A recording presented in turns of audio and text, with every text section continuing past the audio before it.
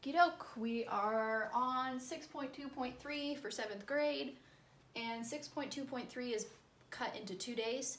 So I'm going to do day 1 in one video and day 2 in tomorrow's video because this is a pretty hefty lesson and there's a lot of problems to get through, and I have Bailey watching me intently right now, so it feels like I have my own classroom. Hi, Bailey. She just slow blinked at me. That means she loves me. Okay, 6.2.3, how can I record it? So, in this lesson, we will continue improving your skills of simplifying and solving more complex equations.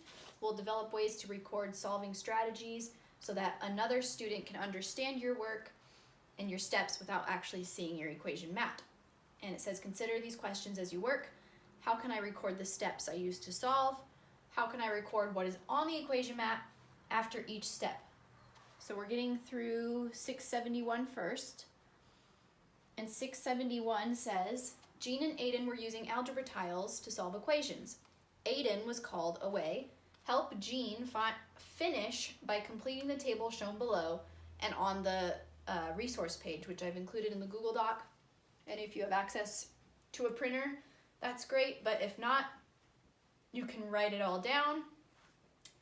If you don't want to write it all down, you can just write in each of the boxes that we're about to fill in, and you can write that right on your paper. Okay, so I wrote down the entire table before filming just for sake of time, and I made a Mat A column, Mat B column, and the steps taken column, and I filled in what was in the book already. So here for Mat A, we're starting with this expression. We're starting with this expression for Mat B, and the step was that this is just the original equation that they started with. So now I'm left with a blank box and a blank box for both mats in the next step. And the step is actually telling us to use distributive property to start simplifying. So I'm going to look at my distributive property, which is only in this expression because I'm noticing, I know it's kind of small, but there is a 2 parentheses 2x plus 1. So we need to use distributive property there and distribute that 2 to everything inside of the parentheses. So that distribute means we're going to multiply it to each term inside the parentheses. So we're going to bring down what we're not going to do anything with, this 2x, plus now we're distributing. 2 times 2x is 4x. 2 times 1 is 2. And then we're just going to add everything that we already have. And that's the first expression simplified. This one, there is no distributive property to use or to simplify, so I'm just going to, and sorry, my table is not as long, so I have to squish it in. So there we've used distributive property. Now our next step, it gives us the expressions, but we have to figure out what the step was that they took. So I'm looking at it and I'm noticing that there's a 3x plus a negative 4. So let's see. It looks like they might have combined like terms here because I'm noticing my x's, I've only have one term of x's and one term of 1s, so it looks like they've combined some stuff here. So if we combined 2 plus 4x, we'd get 6x minus a 3x, so 6x minus 3x is 3x. So that is what they did. They combined their like terms. Then they combined their 2 minus their 6. 2 minus 6 is negative 4. So it looks like they combined like terms. Let's double check Mat B. So I see a 5x here, so it looks like they combined their 4x with their 1x to make 5x, and then they combined all their 1s. So we have 3 plus negative 3, which just gives us 0, and we're left with plus 8. So for our step, they combined like terms. So they put their x's together and they put their 1s together on each mat. Okay, for the next step, it's once again giving us blank boxes and it's giving us what to actually do. So it wants us to subtract 3x from both sides. So if I subtracted a 3x here, I'm left with just a -4, because that 3x would go away. And then here, if I subtracted 3x, I do 5x minus 3x, that gives me 2x, and keep the 8. So that is our answer for those boxes. The next row gives us -12 and a 2x, so we have to figure out what they did here. So I'm looking and I'm noticing, well, I noticed the 8 is gone. The 8 is gone from this side, and this -4 became a -12, and I'm thinking to myself, well, the difference between 4 and 12 is 8, so something happened with this 8 on both sides, and it looks like it was subtracted from both sides. And that makes sense because I'm left with only a 2x, and then if I do -4 minus 8, I'm left with -12. So this part, subtract 8 from both sides. And lastly, for the last row, it gives us the step to do, and we have to fill in what the expressions would be left with if we did this step. So it says to divide both sides by 2. So pretty simple. If I divide -12 by a +2, I end up with a -6. And if I divide 2x by 2, I'm literally just left with x, because if we divide 2 divided by 2, we're left with 1. And we always know there's an invisible 1 right here in front of that x. So that is the table completely finished. And it looks like they came up with x equals -6 as their solution to their equation. So that's 6-71. And let's move on to 6-72. And I need to erase my beautiful table. I'm gonna have to clean my whiteboard again after I'm done here, because now it's all dirty. Okay, 672. Aiden was frustrated. Aiden was frustrated that he needed to write so much when solving an equation. He decided to come up with a shortcut for recording his work to solve a new equation. So in your book or on your laptop or whatever you're using for CPM, it has a little diagram to the right, and it says, as you look at Aiden's recording at the right of how he solved 2x plus 4 equals -12, visualize an equation mat with algebra tiles, then answer the questions for each step. So I'm going to write down quickly what Aiden did here. So he has 2x plus 4 equals -12. And then I'm going to write in red his steps.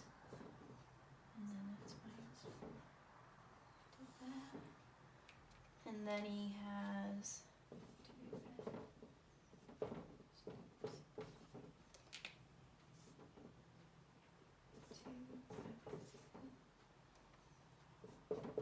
So this is the work that's in your book, and I color-coded it to show the steps that he took. So now we're going to answer A through E. So part A, I'm going to put it down here. What legal move does writing -4 twice represent? So we're going to think about our moves if we had an equation mat with algebra tiles on each side. And we're seeing this is the first step. So he did -4 and a -4. So what was this move that we called?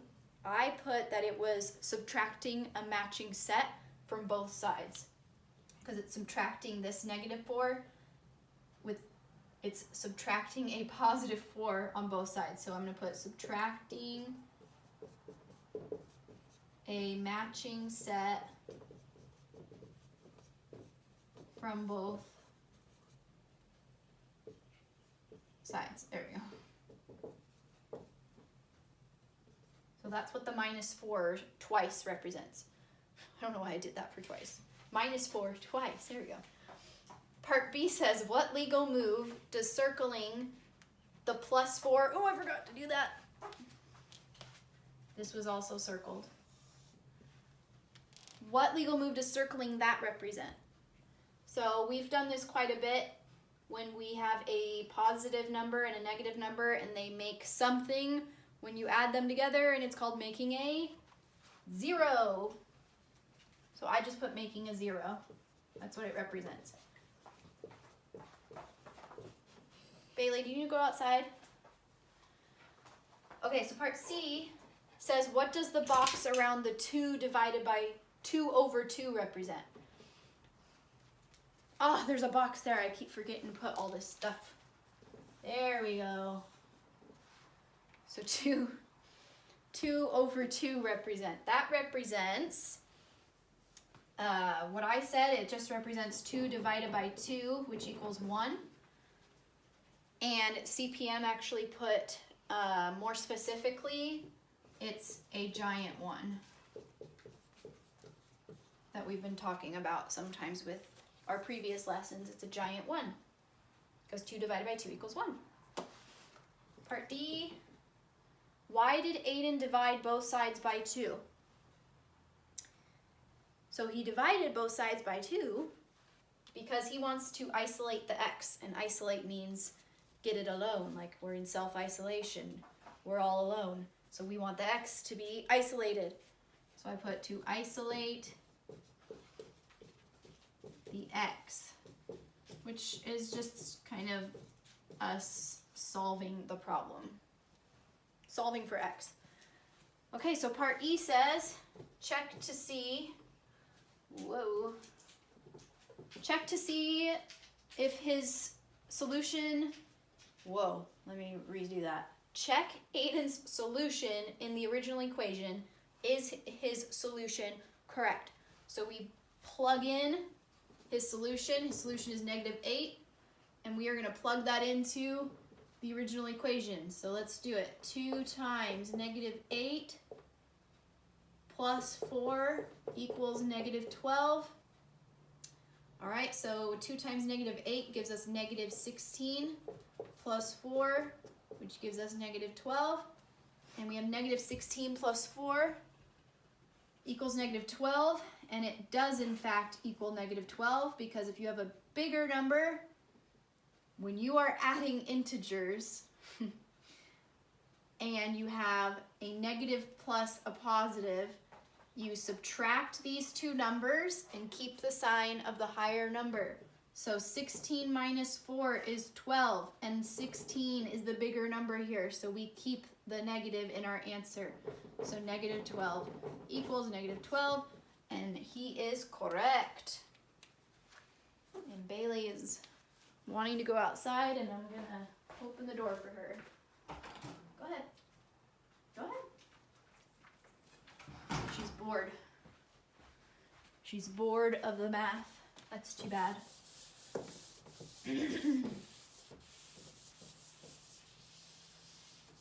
All right, I think we have 3 more problems? Yep, we have 3 more problems. 673. Okay. It reads, the method of recording the steps in the solution of an equation is useful only if you understand what operations are being used and how they relate to the legal moves on your equation map. So this problem is actually on the resource page, and it gives you space in between each step to write down what is happening in each step. So how I did it, is I just wrote it on my paper. I wrote it with space in between each step so we could record what the legal moves were. So it says, let's just start by writing down what we see. So I see x plus -4 plus 6x equals 3x minus 1 plus 5. Okay, now I'm going to leave a little bit of space so we can show our work. And this is part A. So let's see, what did I do first? Oh, it gives you the work. Okay, I get it. So it gives you the next step. -4 plus 7x equals 3x plus 4. So we have to record, and I'm going to do this in red, what on earth happened between this equation and this equation? So I'm noticing we've combined some like terms here. I see a 7x when I didn't see one before. How do you get to 7x? Well, there's a 6x and there's a 1x. I can add them together. So that's what the 7x comes from. So I'm just going to write a little line like that to show that we combined them. And on the other side, we have a plus 4, and we didn't have one up here, but we did have a -1 plus a 5, which gives us plus 4. So we combined those together. So that's the first step. I'm going to leave a little space and put the next one. 7x equals 3x plus 8. So what I'm looking at is on this side, I notice that -4 is gone. And I'm noticing this 4 turned into an 8. So I'm going to use the legal move of adding a matching set. So I'm going to assume that this person, who is it, Aiden? Oh, it's nobody.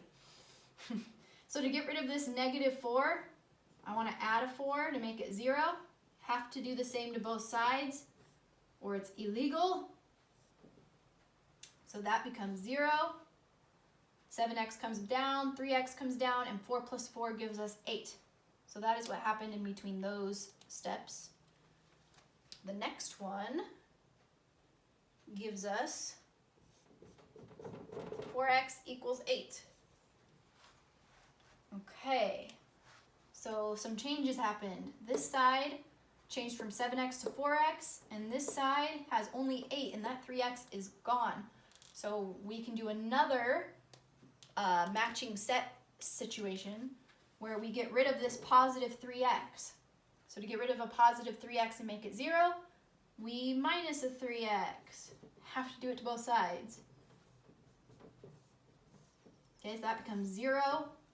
Bring down the 8, and 7x minus 3x equals 4x. So that is what happened in that step. And the last step says this. So we have to figure out how they got from this step to this step. Well, I'm noticing the 4 is gone. I'm noticing x is by itself, and I'm noticing 8 turned into a 2. And I think we can reach a consensus that we would divide both sides by 4 to get to our final form here. 4 divided by 4 is 1, so x comes down by himself. 8 divided by 4 is 2, and we are finished with part A. We've recorded our steps. So now for part B, it says to check to make sure x equals 2 works for this equation. So we gotta plug it in. So I'm just gonna use this original equation and start plugging in 2 for all of the x's, okay? So here we go. We're gonna start with 2 plus -4 plus 6 times 2 equals 3 times 2 minus 1 plus 5. Whoops. Okay, now we're just gonna do a whole bunch of simplifying here. So 2 plus -4 is -2 plus 6 times 2 is 12 equals 6 minus 1 plus 5. I could do even more simplifying now. So -2 plus 12 is 10. 6 minus 1 is 5 plus 5 is 10. Our solution, or his solution, or whoever did this problem is correct, that x equals 2. So there's 673, parts A and B. Not too bad. Not too bad. It's weird not having anybody like talk to me while I do this. It's just me, myself, and I. It's kind of strange. Okay. For each equation below, I saw that Elijah Rios commented on the YouTube video that you look a lot less stressed because nobody's interrupting. You're right, kind of. I do miss you guys though. 674a. It says for each equation below, solve for x. You may want to build the equation on your mat, record your work in symbols using Aiden's method from the previous problem, and remember to check the solution. So we are going to start by writing down what we see for A. Negative 2x plus 5 plus 2x minus 5 equals negative 1 plus a negative 1 plus 6x plus 2. It's a long one. Okay, let's combine like terms, because I like to combine like terms before I do anything else. So let's look at the x's on this side. I can combine a negative 2x plus 2x. Gives me 0. Oh, I'm not even going to bother with those. And then a 5 minus 5 is also 0. Oh my goodness. So now I'm left with a 0 on this side. Let's see what we can combine over here. I see a negative 1 plus a negative 1, which is negative 2. And a negative 2 plus 2 also gives me 0. So all I'm left with is 0 equals 6x. And we need to get x alone. We need to isolate him. So we need to divide each side by 6. Some of you may say, oh, you can't do 0 divided by 6. And actually you can. The one you can't do is 6 divided by 0. That one's impossible. This one is actually possible. You can have 0 things out of 6 total things. So x would actually just equal here 0. And you can put it either side. X equals 0, 0 equals x. Same thing. Let's double check. Let's just plug this guy in.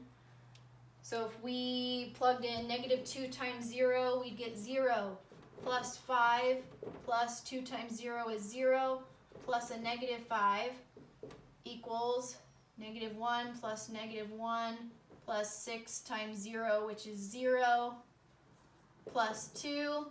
So we have 0, 0. 5 plus negative 5 is 0. Negative 1 plus negative 1 is negative 2. Negative 2 plus 2 is 0. 0 is 0, and 0, 0, 0, 0, 0. 0 equals 0. And that's correct.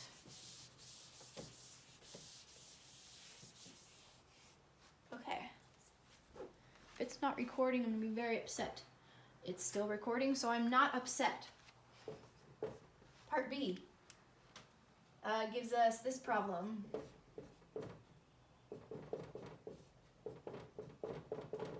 Okay, so it's not as long as the other one, which is kind of nice. Okay, distributive property. I want to do distributive property because I can't combine like terms yet. So I'm going to multiply the 3 to everything that's inside the parentheses. So the first one I'm doing is 3 times 4, which is 12, plus 3 times x, which is 3x, and keep the rest the same. Now it's close to being done because all I need to do is get x on one side and all the ones on the other side. So I'm going to bring this x, oops, I'm going to do it in red. I'm going to bring this x over. I'm going to subtract it because I want this x gone. Now I have 3x minus x is 2x. And then 12 plus 2x equals 6. Now I want 12 gone. I want 12 on the other side. So to get rid of it, I minus it from itself to get 0. And then I'm brought down 2x equals 6 minus 12. You're taking a smaller number, taking a bigger number away from a smaller number.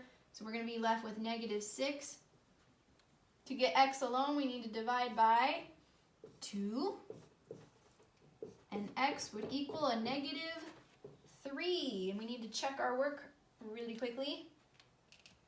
Let's plug it back in. So we have the original equation is 3 times 4 plus, and then we're going to put our negative 3 in there, equals negative 3 plus 6. Let's simplify. 4 plus negative 3 is 1. So 3 times 1 is equal to negative 3 plus 6. 3 times 1 is 3. Negative 3 plus 6 is 3. We're golden. It works out. We're on the last problem. 675. 675. Reads, Oliver is building a train depot for his model railroad. As his final step, he needs to apply rain gutters around the roof of the rectangular building. He has 52 centimeters of rain gutters. The length of the depot is 19 centimeters. Explore how Oliver can find the width of the depot by answering the questions below. Part A, find the width of the depot using arithmetic. That is, solve the problem without using any variables and record your steps. All right, so that's a lot of stuff going on. I'm hearing the words length and I'm hearing the words width, and I'm looking at the word rectangular. So I'm going to draw something. Not something, I'm drawing a rectangle to represent the roof of the building that he's making. He has 52 centimeters of rain gutters, so that means the entire outside or perimeter of the rectangle is 52. So I'm going to write P equals 52 cm. And then it says the length of the depot is 19. So usually this side is the length of a rectangle and this side's the width. So for the length, I'm going to label it 19 and 19. So far, so good. Now, it wants us to figure out what the width would be. And it doesn't say, it says don't use variables yet. So we don't know what the width is, but we know that this side is equal to that side. So if we figure out one, we're going to figure out the other. So I know, based on prior learning, that the perimeter of a rectangle is just the length plus the length plus the width plus the width. So all four sides added up gives you the perimeter. So I already have 19 and 19, so we can combine these two and subtract them from our total perimeter to figure out what our widths are going to be. So let's do that. 19 plus 19 gives us 38. And then we want to subtract that from 52 because we want to figure out the width and we don't know those yet. 12 minus 8 is 4, 4 minus 3 is 1. So this is not where we stop. We're not done yet. We're not going to say, okay, it's 14 and 14. Because if we added 14, 14, 19, and 19, it'd be bigger than 52. We have to do something with this 14. We have to split it between this width and this width. And all you need to do is divide it by 2, because we're splitting this 14 in half to account for our widths. So 14 divided by 2 gives us 7. So that means the width, those are both 7. And that was us using it without variables, if you don't count that. But for B, it's now asking to use W to represent the width and to write it algebraically. That shows the perimeter is 52. So we're going to write an algebraic equation to represent the problem. So this is how I did it. I kind of modeled it after knowing the length and the width equation for perimeter. So here's what I did. Well, I made an algebraic equation based on the work we just did. So we took 19 and 19, which was 38. So we already knew that. We need to represent the width. I put 2W to represent the width. 2 times W. Because I have 2 of them. I have a W here and I have a W here. So if I take 2 of those plus the 38 that's already been accounted for and set it equal to 52, that is my algebraic equation. Now, all we have to do is use our steps that we've been using to solve equations with algebraic equations. I want W by itself, so I want this 38 to go to the other side. So I'm going to subtract 38 because that's going to make it 0. Have to do the same to the other side, and I'm left with 2W equals, should come out with 14. To get W alone, I divide by 2. And W is left as 14 divided by 2, which is 7. And that matches our answer from A. So now part C is asking which method, the arithmetic or algebraic, do you prefer? So here's the arithmetic. Here's the algebraic way. And which do you prefer? So that's going to be up to you for part C, and you're going to put why. So I prefer arithmetic because, or I prefer algebraically because, and fill in your blank. If I were to personally answer that question, I put down algebraically is easier for me because it's easier to organize and you get a precise answer at the end. This one we had a little bit more work to do. Algebraically would work better for me, but it might be different for you. And that is where we're going to end it for day 1 of 6.2.3. I hope you have a good rest of your day and check out Google Classroom. See ya.